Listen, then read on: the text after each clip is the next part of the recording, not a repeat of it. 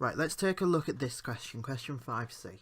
So what do the standard deviations in Table 1 suggest about the performance of the two groups in the recall test? Explain your answer. It's 2 marks, and there's actually physically 2 parts of this question. So I've got what do the data suggest, what do the standard deviations suggest, and explain it. So I know exactly how I'm getting my 2 marks. So let's have a look at that data. Flip the page over. So I'm looking here in this table, and I can really easily see that Group A, the standard deviation, is lower than that of Group B. So what I'm going to talk about, first off, for my suggestion, that first bit of the question, I am going to say that the standard deviation of Group A indicates the scores are more consistent. That's what these numbers mean, consistency.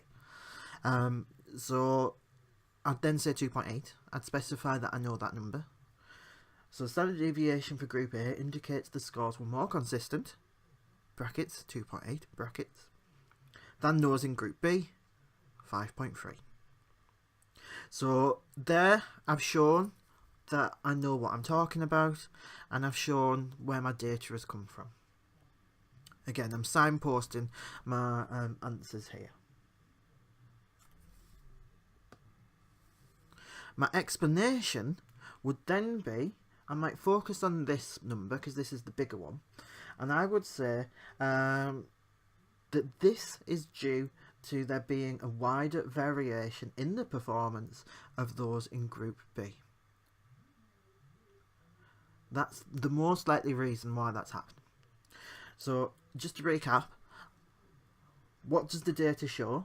Well, the data shows that the scores were more consistent for Group A than those for Group B, and this means that there's bigger variation in the performance of the participants who are in Group B. Hopefully that makes sense. Rewatch if it doesn't make sense. And if you didn't get full marks on this question, have a look to see which bit you were missing. Were you missing the suggestion? Were you saying about the consistency between the two numbers? Or were you missing the explanation, which is it shows that there's more variation in these scores?